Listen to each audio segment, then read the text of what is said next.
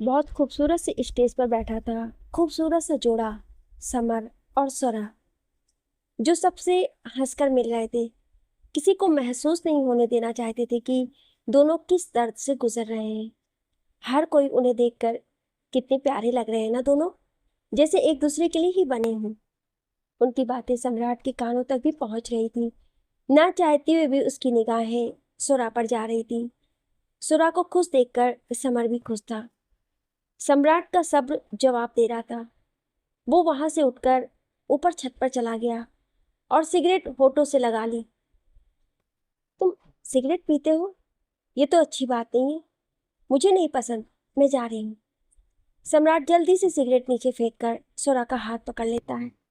तुम कहती हो तो आज के बाद कभी नहीं पीऊंगा, पर प्लीज मुझसे नाराज मत हो। सुरा शर्मा कर पलकें झुका लेती है। इतने में सम्राट के कान में आवाज पड़ती है, मालिक, यहाँ अकेले अकेले किससे बात कर रहे हो? सम्राट होश में आता है।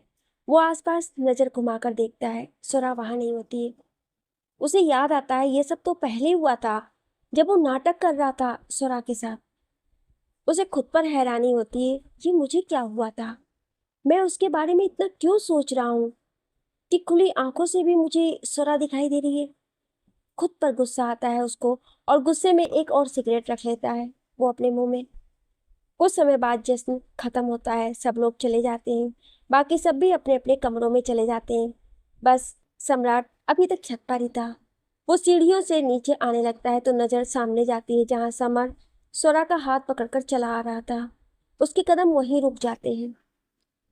जब आसपास कोई नहीं होता तो सोरा अपना हाथ छुड़वा लेती है। समर को नहीं पता था कि सोरा के दिमाग में क्या चल रहा है। समर उसकी तरफ देखता है, क्या हुआ? सोरा, यहाँ कोई नहीं है तो दिखावा करने की जरूरत नहीं है। सम्राट भी उनकी बातें सुन रहा था। समर, तुम्हें यह सब दिखावा लग रहा है? मुझे तो लगा था कि, क्या लगा तुम्हें कि मैं बहुत खुश हूं? ऐसा तो कुछ नहीं हुआ मेरी जिंदगी में जो मैं खुशियां मनाऊं। और फिर जब तुम अपने घर की, खानदान की, अपने भाई की इज्जत बचाने के लिए खुश होने का दिखावा कर सकते हो तो मैं क्यों नहीं? चाहे मजबूरी में ही सही, शादी तो की है ना तुमने मुझसे, और मेरे बच्चे की जान बचाई है। तो इस एहसान के लिए मैं इतना तो कर ही सकती हूँ। उसकी बातें सुन समर को गुस्सा आ जाता है। वो सुरा की दोनों बाजू पकड़कर, मेरी परवाह करना, तुम्हारा ख्याल रखना दिखावा लगता है तुम्हें? हाँ, देखो मेरी आंखों में क्या नजर आता है तुम्हें? दिखावा नहीं करता समर प्रताप सिंह। और ये क्या, मेरा बच्चा लगा रखा है? कितनी बार तुम्हें कहूँ कि ये मेरा भी बच्चा है, हमारा बच्चा है। दिल से पत्नी माना है मैंने तुम्हें, ना कि तुम पर तरस खाकर या कोई एहसान जताने के लिए। और किस भाई की बात कर रही हो तुम? तो ध्यान से सुनो, कोई भाई नहीं है मेरा। मर चुका है वो मेरे लिए। इस घर में जो हो रहा है ना, वो बस राघवेंद्र प्रताप को पोता है, मेरा कुछ नहीं है। अपने भाई के मुंह से अपने लिए सुनकर सुन्न हो जाता है सम्राट। समर, मैं उस इंसान को कभी माफ नहीं करूंगा, सुना तुमने? सुरा नजरें उठाकर समर को देखती है तो आंसू बह जाते हैं उसके। उसके आंसू देख समर होश में आता है और थोड़ा पीछे हो जाता है। आज सुरा के आंसू सम्राट को भी बेचैन कर रहे थे। Summer, I am sorry. वो मैं सुरा उसकी बातें सुने बिना कमरे में चली जाती है और दरवाजा बंद कर लेती है। समर अपने बालों में हाथ फंसाकर ऊपर की तरफ देखते हुए आंखें बंद कर लेता है। आंसू उसके भी बह जाते हैं। वो उल्टे पैर वापस बाहर चला जाता है। एक स्वरा के आंसू, एक समर के आंसू सम्राट के दिल पर गिरे थे। दिल रो रहा था उसका। वो अपना सर पकड़कर वहीं बैठ जाता है। समर के शब्द कि कोई भाई नहीं है मेरा उसके कानों में घूम रहे थे। बर्दाश्त नहीं कर पा रहा था वो ये सब। स्वरा अपने कमरे में रो रही थी, समर बाहर गार्डन में, और सम्राट छत पर। ये रात बहुत लंबी थी। ना तो किसी की आंखों में नींद थी और ना दिल में चैन। समर सारी रात वहीं बैठा रहता है। सम्राट छत पर से उसको देखता रहता है। सुरा सोफे पर बैठी रहती है। सुबह हुई। किसी के जागने से पहले समर उठकर अपने कमरे की तरफ जाने लगता है। सम्राट भी नीचे आता है। उसको देखकर समर अपना चेहरा फेर लेता है। कमरे में सोरा नहा कर निकली थी। समर आगे होता है, सम्राट उसके थोड़ा पीछे। समर जैसे ही दरवाजा खोलने लगता है तभी सोरा अंदर से दरवाजा खोल बाहर आ जाती है और दोनों टकरा जाते हैं। समर सोरा को थाम लेता है। उसके दोनों हाथ सोरा की कमर पर होते हैं और सोरा के दोनों हाथ उसके सीने पर। दोनों बेहद करीब थे। सम्राट के कदम दोनों को देख वहीं ठहर जाते हैं। सोरा को समर के इतना करीब देखकर दिल में एक तीर सी उठती है उसके, पर जिसे वो समझ नहीं पाता है। समर और सोरा दोनों एक दूसरे की आंखों में खो जाते हैं। सोरा के गीले बालों से पानी टपक रहा था। समर अपनी नजरें नहीं हटा पा रहा था उस पर से, पर सम्राट के लिए वहां रुकना भारी हो गया था। वो वापस अपने कदम पीछे खींच लेता है। दिल जोर जोर से धड़क रहा था दोनों का। छोड़िए, सुरा धीरे से बोलती है। पर समर को तो कोई होश ही नहीं था। वो बस इस खूबसूरत लम्हे को अपनी आंखों में बसा लेना चाहता था। सुरा हल्का सा हिलते हुए, छोड़िए प्लीज। समर होश में आते हुए थोड़ा पीछे होता है, लेकिन सुरा का मंगलसूत्र उसके कमीज के बटन में फंस जाता है, जिससे वो दोनों फिर से पास आ जाते हैं। सुरा जल्दी जल्दी उसे निकालने की कोशिश कर रही थी, पर वो और उलझता जा रहा था। समर बस एक टक सुरा के चेहरे को देख रहा था। अभी भी वो दोनों वहीं खड़े थे। जब सुरा से नहीं होता तो समर, मैं कोशिश करूं। सुरा अपने हाथ हटा लेती है। समर मंगलसूत्र को निकालने की कोशिश करता है।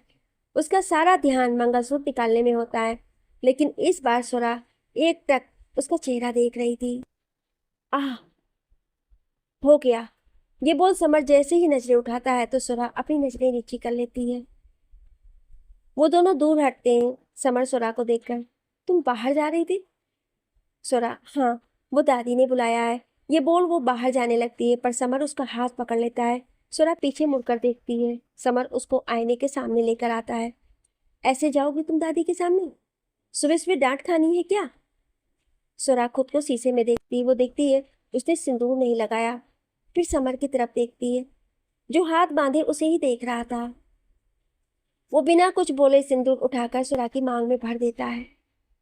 सुरा उसकी तरफ हैरानी से देखती है। ऐसे क्या देख रही हो? तुम्हें पहले भी बोला है मैंने कि दिखावा नहीं किया मैंने। दिल से तुम्हें अपनी पत्नी माना है, इसलिए ये बात अपने दिल से निकाल दो कि तुमसे शादी करके एहसान किया है मैंने तुम पर नहीं, बल्कि मैं बहुत खुशकिस्मत हूँ जो तुम मेरी जिंदगी में आई। सुरा बस एक टक समर की तरफ देख रही थी। विश्वास नहीं हो रहा है मेरी बातों पर? कोई बात नहीं, मैं तुम्हें फोर्स नहीं कर रहा है कि तुम मेरी बातों पर यकीन करो। जब तुम्हें मुझ पर विश्वास होने लग जाए तब यकीन कर लेना। सुरा नजरें नीचे झुका लेती है। समर उसके पास जाते हुए, बस एक बात मान लो मेरी प्लीज। सुरा उसकी तरफ देखती है जैसे पूछ रही हूँ क्या? समर, बस तुम उदास मत रहा करो। मैं जानता हूँ तुम्हारे लिए आसान नहीं है, पर हमारे बच्चे के बारे में सोचो सुरा। तुम खुश नहीं रहोगी तो हमारे बच्चे की सेहत पर असर पड़ेगा, है ना? सुरा सिर हिलाकर हाँ का इशारा करती है। हाँ, तो वादा करो तुम उदास नहीं होगी।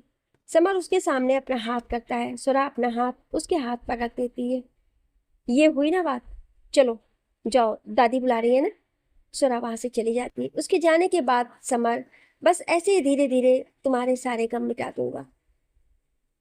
मुझे पहले जैसी सुरा चाहिए, जिसने चोर समझकर मेरी बोलती बंद कर दी थी। उस पल को याद कर समर मुस्कुराने लगता है। सुरा ने समर से वादा तो कर दिया था, पर ये इतना आसान नहीं था। सम्राट का हर पल उसकी आंखों के सामने रहना उसके दिए धोखे को भूलने नहीं देगा। वो दादी के कमरे में जा रही थी कि सामने सम्राट चलता हुआ आ रहा था। दोनों की नजरें मिलती हैं। जहां सुरा अपना चेहरा फेर लेती है, वहीं सम्राट की नजरें हटने का नाम ही नहीं ले रही थी। लाल साड़ी, खुले गिले बाल, श्रृंगार के नाम पे सिर्फ सिंदूर और गले में मंगलसूत्र, इस सादगी में भी बेहद खूबसूरत लग रही थी वो। सुरा उसकी तरफ देखे बिना आगे बढ़ जाती है। कमरे में जाकर वो सुमित्रा जी के पैर छूती है। सुमित्रा जी उसको ढेर सारे आशीर्वाद देती हैं। फिर उसको देखकर, सुरा, ये कैसे तैयार हुई है तू? नई बहू को अच्छे से तैयार होना चाहिए, ना कि सादगी से। चल बैठ मेरे पास, मैं तुझे तैयार कर देती हूँ। सुरा चुपचाप बैठ जाती है। उसके दिमाग में बस समर की बातें चल रही होती है। सुमित्रा जी उसको तैयार करती हैं। इतने में समर भी उनके पास आ जाता है। सुमित्रा जी उसको देखकर, देख तो अपनी तेरी दुल्हन कैसी लग रही है। समर उसकी तरफ देखता है। आंखों में काजल, माथे पर छोटी सी बिंदी, लाल लिपस्टिक, बालों की लंबी चोटी, जिसके कारण बालों की कुछ लटें सुरा के चेहरे पर भी आ रही थी, कानों में झुमके और गले में एक छोटा सा हार। समर के मुंह से अपने आप ही निकल जाता है, खूबसूरत। सुरा उसकी तरफ देखती है तो समर नजरें हटा लेता है। इतने में कमला जी वहां पर आती हैं। अरे वाह, मेरी बच्ची कितनी प्यारी लग रही है। सुरा मुस्कुराकर उनके पैर छू लेती है। कमला जी सुरा से, आज तेरी पहली रसोई है, जो दिल करे वो बना देना, ठीक है। ये बोल वो जाने लगती है कि सुरा की आवाज आती है, माँ मैं हलवा बना लूं। समर के दिल में एक खुशी सी उठती है कि चलो सुरा कोशिश तो कर रही है। कमला जी उसके पास जाकर उसका माथा चूमते हुए, तेरा जो दिल करे वो बना बेटा, चल आजा। सब लोग बाहर ही होते हैं। सुरा सबका आशीर्वाद लेती है। ना तो राघवेंद्र जी खुश थे और ना ही वीरेंद्र जी, पर वो समर के सामने कुछ बोल नहीं सकते थे। खुश रहो ये बोल वो जाकर नाश्ते करने के लिए बैठ जाते हैं। सुरा रसोई में चली जाती है। कमला जी भी उसके साथ जाती है। सुमित्रा जी एक तरफ बैठ जाती है। समर भी सुमित्रा जी के पास बैठ जाता है। बस राघवेंद्र जी और वीरेंद्र जी नाश्ता करने के लिए बैठते हैं।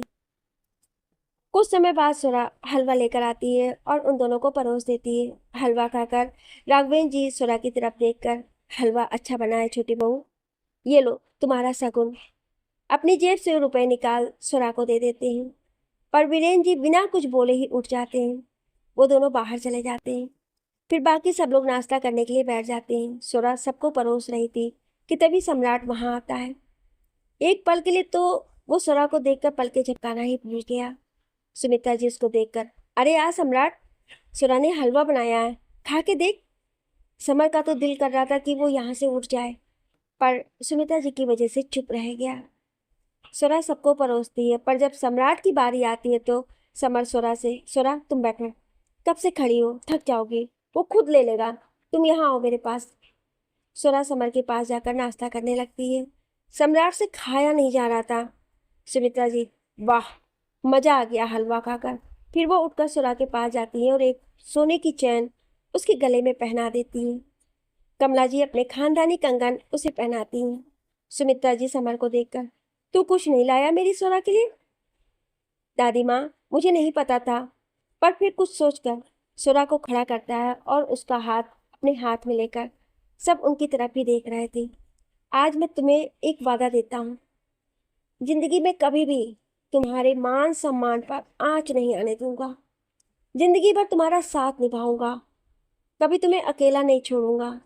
जिंदगी में जब भी तुम्हें मेरी जरूरत होगी, हमेशा तुम मुझे अपने पास पाओगी।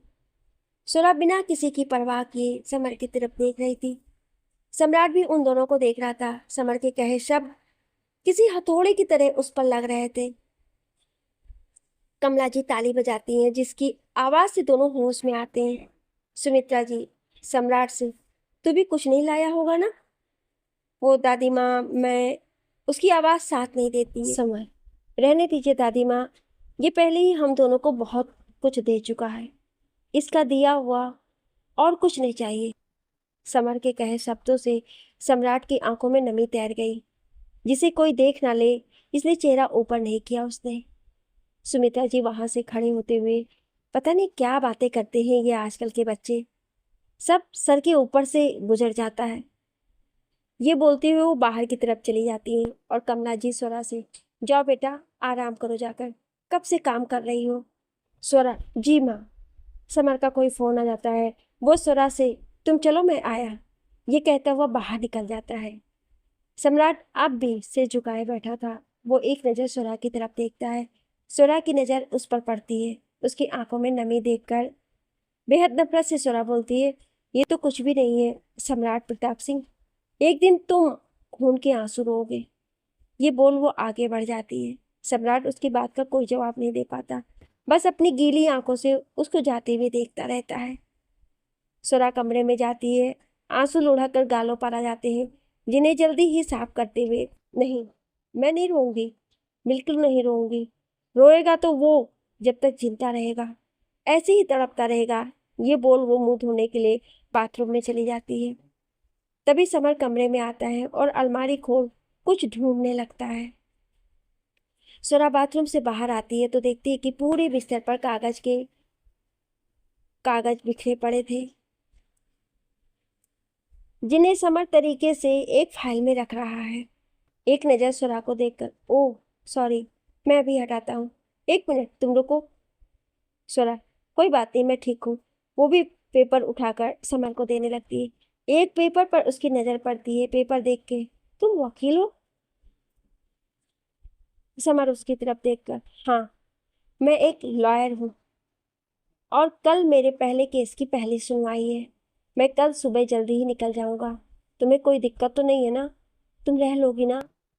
हाँ, तुम परेशान मत हो। समर हल्का सा मुस्कुराकर थैंक्स, इसके बाद वो अपनी फाइल रेडी करने में बिजी हो जाता है। सुरा सोफे पर बैठ जाती है। सम्राट से नाश्ता नहीं खाया जाता है। वो अपनी गाड़ी निकाल कहीं चला जाता है। घर काटने को दौड़ रहा था उसको। पूरा दिन वो घर नहीं आता है। सुरा को थोड़ी बेचैनी होने लगती है तो वो छत पर चली जाती है। छत पर रखे झूले पर वो बैठ जाती है। जब काफी टाइम तक सुरा नजर नहीं आती है तो समर उसे ढूंढता हुआ छत पर चला जाता है। सुरा एक तक आसमान में देख रही थी। तुम यहाँ बैठी हो? मैं पूरे घर में तुम्हें ढूंढ रहा था। उसकी आवाज से सुरा पीछे मुड़कर देखती है। समर को एक नजर देखकर वापस अपना चेहरा घुमा लेती है। समर उसके पास जाकर, मैं भी बैठ जाऊं तुम्हारे साथ? सुरा बिना कुछ बोले थोड़ा साइड में खिसक जाती है। उधर सम्राट सड़कों पर गाड़ी दौड़ा रहा था। थोड़ी सी शराब भी पी रखी थी उसने। उसके मन में हजारों विचार दौड़ रहे थे। इतने बड़े परिवार में वो खुद को अकेला महसूस कर रहा था, क्योंकि एक सुमित्रा जी के अलावा और कोई उससे बात ही नहीं कर रहा था। राघवेंद्र जी और वीरेंद्र जी भी उससे बात नहीं कर रहे थे। उनका ये कहना था कि तुम्हारी बेवकूफ़ी की वजह से उस मामूली लड़की को अपनी बहू बनाना पड़ा हमें। छत पर समर और स्वराज झूले पर बैठे थे। दोनों में से कोई कुछ नहीं बोल रहा था। ऐसा नहीं था कि स्वराज कोशिश नहीं कर रही थी, पर उससे हो नहीं पा रहा था। शादी के बाद के जो सपने उसने देखे थे, या यूं कहे जो सम्राट ने दिखाए थे, आज उन सब में समर की जगह बन गई थी। बहुत मुश्किल होता है जब सपने हम किसी और के साथ देखें और हकीकत में कोई और ही हो। बस उसी दुविधा से स्वरा गुजर रही थी और समर उस पर किसी तरह का दबाव नहीं बनाना चाहता था। वो चाहता था कि चाहे कितना भी वक्त लग जाए, लेकिन स्वरा जब भी उसे अपनाए तो दिल से अपनाए। दोनों के बीच पसरी खामोशी को सुरा तोड़ती है, रात काफी हो गई है, तुम सो जाओ, सुबह भी तुम्हें जल्दी निकलना है।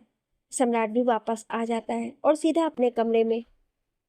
समर, और तुम्हें नहीं सोना? मुझे नींद नहीं आ रही है, तुम जाओ, मैं अपने आप आ जाऊंगी। समर, और तुम्हें लगता है कि मैं तुम्हें अकेला छोड़कर चला जाऊंगा? ऐसा है मैडम, मैं कहने जा रहा हूँ, जाऊंगा तो तुम्हारे साथ ही। सुरा उसकी तरफ हैरानी से देखती है, फिर अगले ही पल नजरें झुकाकर, मुझे माँ और पिताजी की याद आ रही है। समर उसकी उदासी देखते हुए, थोड़ा सा वक्त तो सबको, सब अपने आप ठीक हो जाएगा। कुछ ठीक नहीं होगा कभी भी। पिताजी मुझे माफ नहीं करेंगे। समर, तुम चाहो तो मैं उनसे एक बार बात करूं? सुरा उसकी तरफ देखकर, नहीं, रहने दो। इस समय वो बहुत ही गुस्से में होंगे। कहीं तुम्हें कुछ कह दिया तो? समर, तो कह दिया तो क्या हुआ? थोड़ा सा डांट देंगे तो क्या होगा? ससुर जी है मेरे, इतना तो चलता है। ये सुनकर सुरा चेहरा दूसरी तरफ कर लेती है। सम्राट को कमरे में बहुत बेचैनी हो रही थी। वो भी छत पर चला जाता है। समर, अब देखो, तुम मुझे उनसे बात भी नहीं करने दे रही हो और यूं उदास भी बैठी हो, ऐसे कैसे चलेगा? सुरा कोई जवाब नहीं देती और ना ही समर की तरफ देखती है। सुरा को ऐसे देख अंदर ही अंदर टूट रहा था समर। तभी सम्राट छत पर आता है और दोनों को देखकर उसके कदम वहीं रुक जाते हैं। समर सुरा के थोड़ा करीब होते हुए, मेरी तरफ देखो सुरा। सुरा नहीं देखती है। समर, प्लीज सुरा। सुरा अपनी गीली गीली आंखों से उसकी तरफ देखती है। समर उसको देखकर बहुत ही प्यार से, सुरा, मैंने तुम्हें क्या समझाया था? सुरा भारी आवाज से, मैं कोशिश कर रही हूँ पर हो नहीं पा रहा है। सम्राट भी उनकी बातें सुन रहा था। समर एक गहरी सांस लेता है, अपने हाथ से उसके आंसू पोंछ देता है और उसका सिर अपने कंधे पे रख लेता है। सुरा भी उसे नहीं रोकती है, शायद उसे भी जरूरत थी किसी अपने के सहारे की। दोनों बहुत करीब थे। सम्राट अपनी नजरें हटा लेता है और छत की दूसरी तरफ जाकर सिगरेट पीने लगता है, पर आंखें बार बार उन दोनों पर जा रही थी। समर, शांत हो जाओ सुरा। देखो, मैं जानता हूँ ये सब इतना आसान नहीं है, पर मैं तुम्हारे साथ हूँ हर वक्त। बात करते करते वो उसके बालों में अपनी उंगली घुमाने लगता है। देखो, तुम ऐसे करोगी तो मैं कल नहीं जाऊंगा। मेरा बिल्कुल मन नहीं लगेगा काम में। सम्राट को अपने बालों में किसी का हाथ महसूस होता है। वो पीछे मुड़कर देखता है तो मुस्कुराती हुई सुरा नजर आती है, जो उसके मुंह से सिगरेट निकालकर नीचे फेंक देती है। मना किया था ना तुम्हें सिगरेट पीने को? सम्राट हल्का सा मुस्कुराकर, तुम आ गई। मैं कब से इंतजार कर रहा था तुम्हारा। आओ बैठो। वो दोनों झूले पर बैठ जाते हैं, जैसे इस समय समर और सुरा बैठे थे। सम्राट छत की रेलिंग से टिककर खड़ा आश्चर्य से सब देख रहा था। एक तरफ समर और सुरा बैठे थे, तो दूसरी तरफ सुरा के साथ बिताए हुए पल उसे दिखाई दे रहे थे। इतनी देर क्यों लगा दी? पता है, कब से इंतजार कर रहा था तुम्हारा। कुछ बोलो सुरा। दूसरी तरफ समर उसके बालों में उंगली घुमाते हुए, सुरा कुछ बोलो तो सही। सम्राट की आंखों से आंसू गिर रहे थे। उसको यकीन नहीं हो रहा था कि वो जागती आंखों से सपना देख रहा है। समर सुरा की तरफ एक नजर देखता है, जो उसके कंधे पर सर रखकर सुकून से सो गई थी। समर उसको ऐसे देखकर उसका माथा चूम लेता है। सम्राट के सामने उसकी कल्पना गायब होने लगती है। वो चिल्लाना चाहता था कि रुको मत जाओ सुरा, पर उसकी आवाज साथ नहीं देती। इतने में सुरा उसके सामने चुटकी बजाती है। वहां क्या देख रहे हो? मैं यहाँ हूँ। सम्राट पर यह असर होने लगा था कि उसे हर तरफ सुरा ही नजर आती है, और जैसे ही वो उसे छूने लगता है तो वो गायब हो जाती है। पागल हो रहा था वो। दूसरी तरफ सुरा को खुद के इतना करीब देख समर बस मुस्कुराकर इस पल को देख रहा था। जरा सा हिल भी नहीं रहा था वो, कि कहीं सुरा उठ ना जाए। बहुत देर तक वो ऐसे ही बैठा रहता है। आज कितने दिनों बाद उसे सुकून महसूस हुआ था। समर बोलता है, काश ये रात कभी खत्म ना हो, तुम ऐसे ही मेरे पास बैठी रहो। सम्राट भी उन दोनों को देख रहा था। जैसे जैसे समर सुरा के करीब जा रहा था, सम्राट की सुरा की कल्पना एक एक कर मिटती जा रही थी। समर देखता है अब सुरा गहरी नींद में सो चुकी है, तो वो उसको गोद में उठाकर नीचे ले जाने लगता है। सम्राट की आंखों के सामने वो पल घूम जाता है जब सुरा बेहोश हुई थी, तो वो भी ऐसे ही उसको गोद में उठाकर ले गया था। समर सुरा को गोद में उठाए हुए बहुत ही आराम से सीढ़ियां उतरता है, किसी डोर में बंधा हुआ। सम्राट भी उनके पीछे जाता है। जैसे समर आगे बढ़ रहा था, वैसे वैसे सम्राट को सब याद आ रहा था। वो भी ऐसे ही एक एक कदम बढ़ाते हुए आगे बढ़ा था। समर आगे और सम्राट उसके पीछे। समर कमरे का दरवाजा खोल सुरा को अंदर ले जाता है। सम्राट हाथ बढ़ाकर उसको रोकना चाहता था, पर किस हक से? उसका हाथ हवा में ही रह जाता है। वो आगे बढ़ता है तो देखता है समर सुरा को बेड पर लिटा रहा था, ठीक जैसे सम्राट ने लिटाया था। इसके बाद उससे रुका नहीं जाता है। वो आगे बढ़ जाता है और अंदर अब क्या होगा ये वो खुद ही सोच लेता है। समर सुरा को लिटाकर एक बार और उसका माथा चूमकर दरवाजा बंद कर सोफे पर लेट जाता है, और तब तक सुरा को देखता रहता है जब तक उसे नींद नहीं आती। कमरे में सम्राट, ये क्या हो रहा है मुझे? मैं क्यों उसके बारे में हद से ज्यादा सोच रहा हूँ? नहीं, एक लड़की सम्राट के दिमाग के साथ नहीं खेल सकती। लेकिन उसकी आंखों के आगे वही पल बार बार ताजा हो रहे थे, जो उसने सुरा के साथ बिताए थे। फिर समर का सुरा को गोद में उठाकर कमरे में ले जाना। आह, गुस्से से अपने बाल नोचते हुए, तो मुझे क्यों इतना फर्क पड़ रहा है? वो जो मर्जी करे, ये बोल वो खुद को तसल्ली दे रहा था। पर सच तो ये था कि जो सुरा को बेहोश कर सम्राट ने उसके साथ किया, वही अब समर करेगा, जो कि उसका हक है। बस यही बर्दाश्त नहीं हो रहा था उससे। शराब की पूरी बोतल एक सांस में पी जाता है वो। बेचैनी कम करने के लिए छत पर गया था वो, पर उन दोनों को साथ में देख और बेचैनी बढ़ाकर आ गया। सामने शीशे में समर और सुरा दिखाई देते हैं, जो एक दूसरे के बेहद करीब थे। वो शराब की बोतल शीशे में मारता है, शीशा चकनाचूर हो जाता है। शीशे के एक टूटे हुए टुकड़े में सुरा हंसती हुई नजर आती है। क्यों सम्राट प्रताप सिंह, देखा नहीं जा रहा है मुझे किसी और की बाहों में? बर्दाश्त नहीं कर पा रहे हो ना किसी का मेरे करीब आना? सम्राट अपनी नजरें फेर लेता है। सुरा हंसते हुए, मोहब्बत हो गई है तुम्हें? मोहब्बत? तुम मानो या ना मानो, आंखों में दिखता है तुम्हारी, पर अफसोस तुम्हारी मोहब्बत तुम्हें कभी नहीं मिलेगी, कभी भी नहीं। तड़पते रहोगे तुम, रोते रहोगे तुम, अरे तरस जाओगे प्यार के लिए, पर सिवाय दर्द और आंसू इनके सिवा कुछ नहीं मिलेगा तुम्हें। सम्राट अपने दोनों कानों पर हाथ रख लेता है।